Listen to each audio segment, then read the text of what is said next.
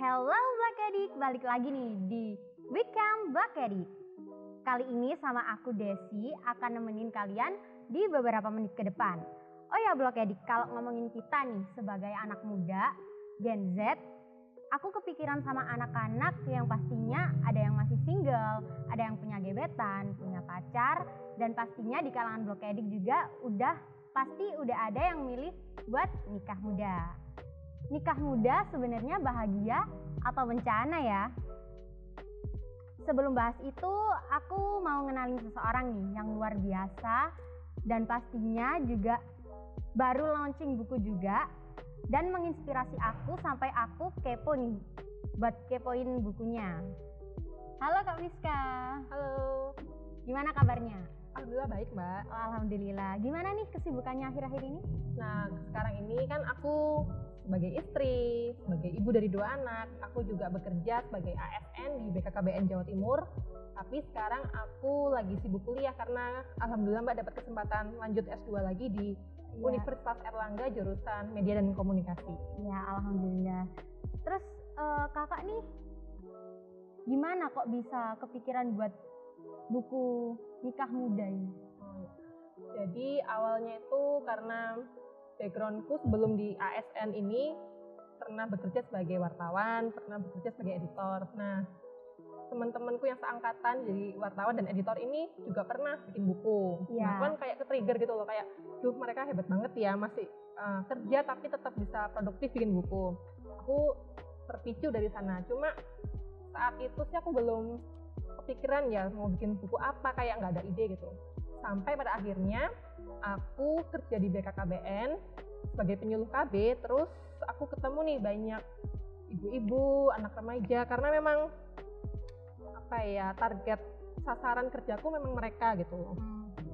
Nah, ketika ketemu ibu-ibu dan remaja, mereka bercerita tentang kehidupan rumah tangga, kehidupan cara mereka mengurus anak, kemudian kehidupan remaja yang saat ini gitu kan. Ternyata cerita mereka tuh bermacam-macam ya, ada yang menyenangkan, ada yang bikin ngelus dada gitu.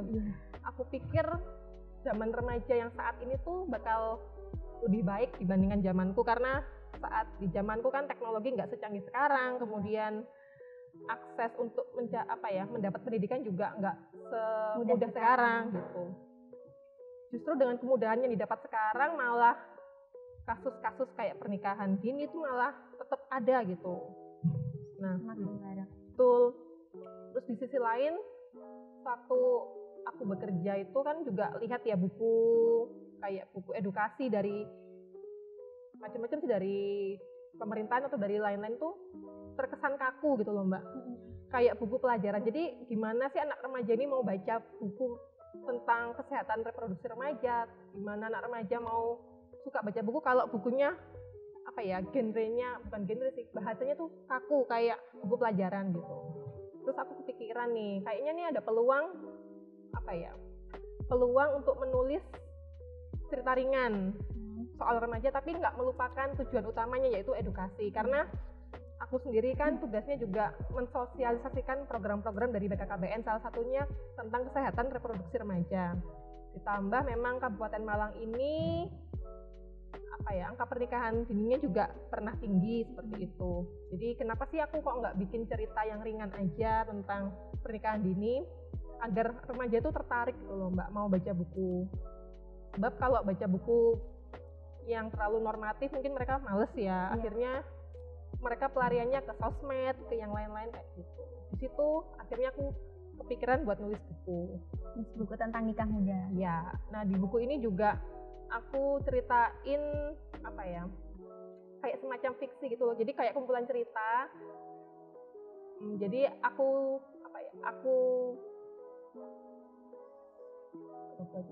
mungkin topiknya tentang satu hal nih, tapi dijadiin bahasanya dipermudah biar anak-anak muda juga bisa baca gitu. Lebih mudah, dan aku buat kayak case tuh, kayak kasus. Jadi ini ada kasus kayak gini nih nikah muda, ada kasus yang hamil di luar nikah kayak gitu. Jadi kasusnya kayak relate sama kehidupan remaja yang sekarang. Tapi gitu. Dibalut terus dibungkus dengan kata-kata anak muda sekarang. Iya, yang lebih ringan, lebih mudah dipahami, biar mereka tertarik kayak gitu.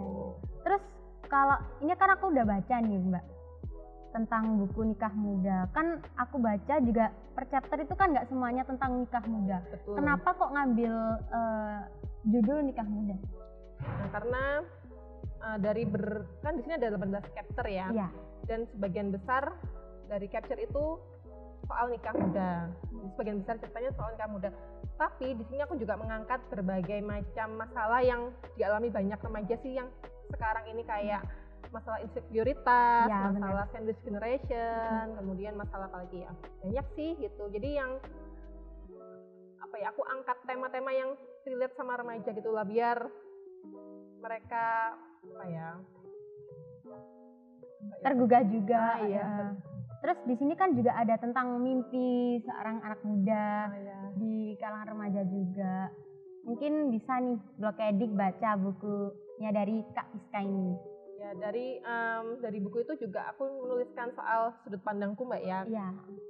Sudut pandangku tentang kehidupan. Aduh, kayak berat banget sih. Jadi selama aku hidup di dunia ini ya, kan aku mengalami fase kayak mulai dari sekolah, kerja, kuliah, nikah, punya anak. Nah, itu aku pengen berbagi sudut pandang aja sih sama pembaca gitu tentang pernikahan terutama ya. Iya. Karena banyak banget sih salah satu pemicu orang kebelet nikah itu karena mereka mikir nikah itu mudah, gampang gitu. Karena mereka termakan postingan sosmed gitu. Iya. Nah, kan nggak mungkin ya artis itu posting waktu dia tengkar atau ribut, nggak mungkin. Jadi di benak remaja tuh mikir, oh iya nikah tuh enak ya, jalan-jalan, nyuapin anaknya nurut kayak gitu, kan nggak kayak gitu. Nah, di sini aku coba ungkapkan sedikit gitu loh, clue pernikahan tuh kayak gimana. Kalau aku sih nih Kak ya, misalnya ada orang nih yang ngajak aku nikah, sedangkan aku kan masih di umur 20 gitu ya. Kalau aku sih pilih say no sih. Karena apa? Karena aku juga masih ingin fokus di karir juga. Bener sih, mungkin kelihatannya di kalangan anak-anak muda sekarang itu nikah muda itu kayak enak gitu. Kayak jadi gaya hidup. Iya, padahal kan itu yang ditampilin mereka itu kan cuma covernya aja. Iya, kan? Cuma tampilan luar, cuma kebahagiaannya aja. Iya, gitu. Kan nggak mungkin pas ribut soal token listrik belum keisi, nah iya itu bunyi, bener terus juga sih. Soal ribut uang belanja habis sebelum jatuh sebelum gajian lagi, kan nggak mungkin diceritain gitu kan, kayak aib gitu kan. Justru di situ sih seninya berumah tangga tuh kayak gitu, kita menerima pasangan, kita saling kerjasama. Itu aku coba spill gitu loh di buku ini, biar mereka juga nggak terlalu kaget, nggak bayangannya kan terlalu tinggi mungkin ya kalau soal pernikahan. Itu sih. Terus masa pengenalan juga kan, kayak bener kalau misalnya pacaran itu kita masih belum tahu sampai isinya itu kan gimana. Terus kalau baru nikah baru nanti nyeselnya di belakang. Iya, karena sifat manusia kan kalau pas pacaran kan ditunjukin baik-baiknya aja ya. Baiknya aja. Wajar kalau pacaran masih baru ya. Kalau pacaran udah lama kan baru kebongkar sifat aslinya. Nanti kalau nikah juga beda lagi sih Mbak. Ini menurut pengalamanku dan teman-temanku yang sudah menikah ya. Iya. Nah, jadi sifat pasangan tuh akan keluar aslinya saat kita udah bersama gitu sih.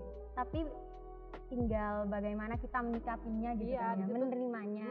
Betul, situ seninya berumah tangga ya kayak gitu. Kadang kenapa sih kok banyak anak yang nikah dini kemudian juga cerainya juga cepat, misalnya cuma 1 tahun 2 tahun seumur jagung ya, karena mereka belum siap gitu loh Mbak. Secara fisik, mental itu mereka belum siap. Mereka hanya pikir kalau nikah ya udah hidup bersama, makan bersama, nanti pokoknya hal yang romantis. Ternyata waktu sifat asli pasangan keluar, dia kaget nggak bisa menerima itu.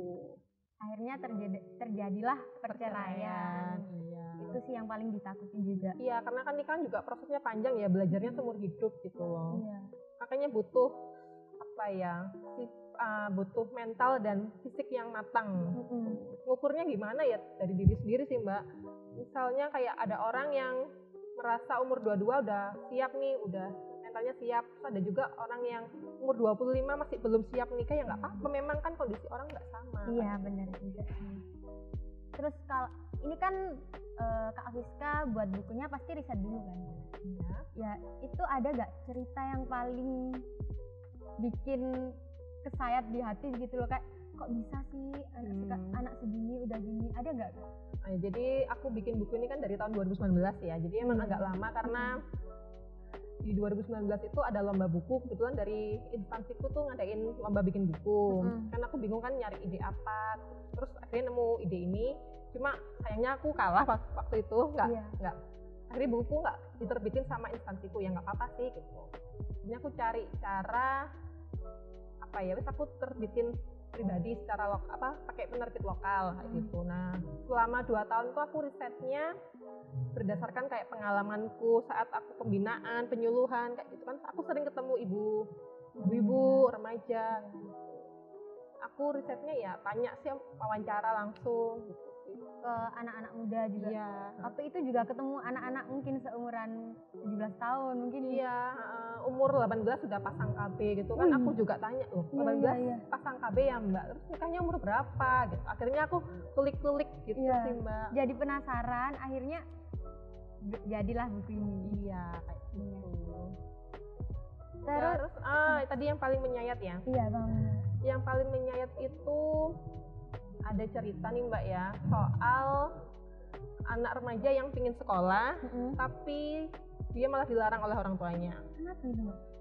Nah biasanya kan waktu kita masih kecil kan kita emang apa ya Mbak ya, sekolah kan penting Mbak ya. Iya, pendidikan penting, kita disuruh sekolah sama orang tua, ya kita juga memang sadar kan tanpa pendidikan kita nggak bisa meraih cita-cita kita. Iya benar juga.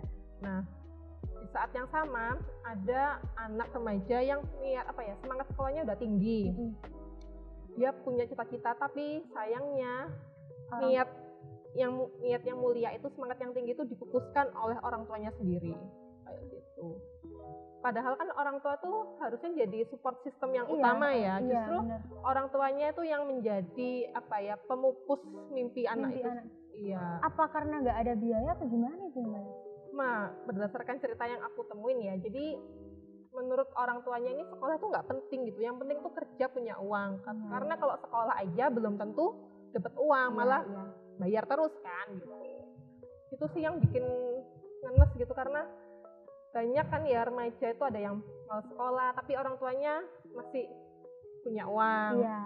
Tapi di sini ada remaja yang niat sekolahnya tinggi, semangatnya tinggi, justru dibuyarkan oleh orang tuanya sendiri yang harusnya menjadi support system. Iya benar juga sih. Terus aku juga ada sih cerita dari teman-temanku nih Kak. Ada sentingan gini, orang tuanya juga, buat apa sih sekolah tinggi-tinggi? Toh kamu perempuan nanti ujung-ujungnya di dapur. Wah itu gitu. Aku denger itu kayak, aduh miris sekali. Mungkin orang tuanya juga butuh edukasi mungkin. Nah betul, jadi edukasi tuh nggak hanya dari anak remaja aja, tapi juga untuk orang tua, karena orang tua mungkin membawa pengalaman masa lalunya ya, dibawa ke zaman sekarang, padahal kan zaman sekarang tuh nggak sama gitu. Mungkin kalau zaman dulu perempuan kerja, perempuan jadi ibu rumah tangga udah bagus lah maksudnya. Ya sekarang perempuan bisa jadi apa aja, jadi menteri keuangan, bisa jadi menteri luar negeri, jadi dokter, bidan gitu. Kita punya kesempatan yang sama kok sama laki-laki kayak gitu. Mau jadi ibu rumah tangga, jadi wanita karir, itu sama-sama bagus sih gitu. Yang penting sekolah, kalau selama kita punya kesempatan untuk sekolah, memang seharusnya dimanfaatkan dengan baik sih. Iya. Terus buku ini tuh juga relate juga kan ya sama pekerjaannya Kak Fiska sekarang. Iya. Yang di kakak kuliah sekarang itu? Sekarang saya kan kuliah di program media dan komunikasi. Mungkin juga bisa mau ngembangin buku ini juga. Rencananya sih udah ada tema sih selanjutnya. Series ini apa ada topik baru yang mau dibahas? Kayaknya sih tetap soal pernikahan dan parenting ya, kayak soal keluarga, karena kehidupanku juga nggak jauh-jauh sih dari keluarga, dari pernikahan. Mungkin temanya sejenis soal pernikahan kayak gitu sih. Cuma nggak tahu sih nanti kedepannya gimana. Cuma udah ada tema. Udah ada. Ada tema. Kita tunggu aja ya Black Edi.